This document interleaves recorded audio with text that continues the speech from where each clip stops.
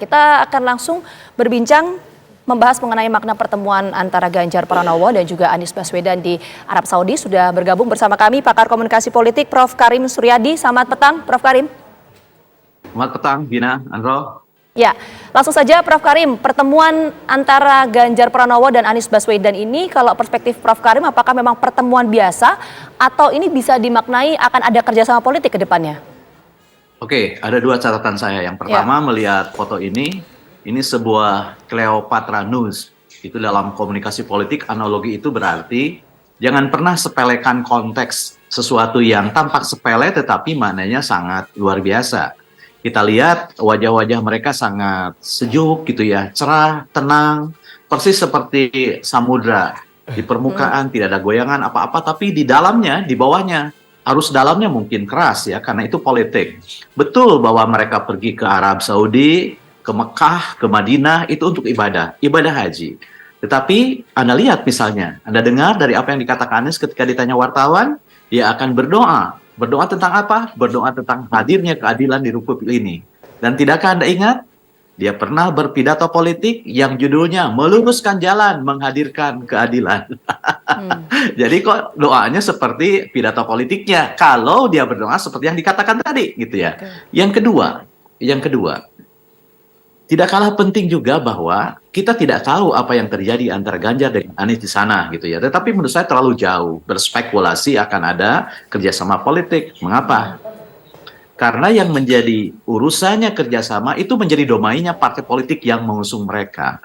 Mereka adalah aktor-aktor yang dimainkan oleh dalang. Dalangnya ada partai politik. Jadi bisa jadi antar wayang ya bersahabat saja, tapi dalangnya seperti itu. Dan kita tahu misalnya sekarang ada kegalauan yang tidak begitu kita jelaskan ya, hubungan antara Koalisi Perubahan dengan PDIP gitu ya, PDIP dengan pengusung Ganjar Pranowo, Koalisi Perubahan yang mendukung Anies. Ini ada kegalauan, misalnya kegalauannya apa? Misalnya ada tokoh bertemu antara Puan dengan AHY di hari yang sama ketika SBY menulis artikel, sebab tanggalnya sama. AHY bertemu Puan 18 Juni dan artikel yang menghebohkan hari ini ya ketika Pilpres 2024 dan cawe-cawenya Jokowi itu juga bertiti mangsa 18 Juni. Ini mananya apa? Dan muncul pertanyaan kan baru saja mimpi minum kopi bareng, jalan segerbong, tapi kok balik Bandung dengan kritik yang tajam. Jadi begitu ya dinamikanya. Nah, mengapa saya bilang begitu dinamikanya? Jangan lupa politik itu hanya sekedar permainan tanda.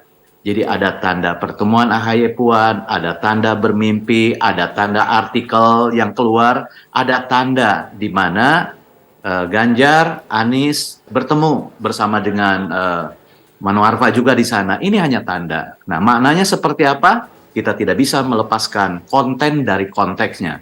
Tadi saya jelaskan konteksnya, konteks peribadatan, konteksnya adalah konteks tenang, tapi kita tidak tahu konten sebenarnya. Sebab saya yakin mereka akan baik-baik saja di sana berbicara tentang ibadah gitu ya, tapi doanya ada doa politik seperti yang dijelaskan tadi, begitu. Baik. Prof. Karim, tapi kalau hanya potret sebatas foto saja, meskipun dua tokoh ini berasal dari dua poros yang berbeda, ternyata Prof. Karim, foto-foto ini disebar ke seluruh pendukung dari dua kubu. Mereka memberikan respons yang sangat positif, yang mungkin di Indonesia sulit dipertemukan, akhirnya di Tanah Suci. Mereka bisa membaur satu sama lain dan bahkan melibatkan keluarga besar. Kalau ditarik ke sinyal... Maknanya begini, Andro. Agama itu nilai dasar ya, yang menjadi penghulu, yang menjadi suar moral bagi nilai instrumental. Nah, nilai instrumental yang dimaksud itu apa? Agama yang dibawa ke dalam keyakinan politik. Jadi nilai dasarnya adalah keimanan kepada Allah Subhanahu wa Ta'ala, itu yang muncul dalam agama masing-masing. Nah, secara instrumental mereka punya jalan untuk mengamalkan agama ini dalam politik melalui partai yang berbeda-beda.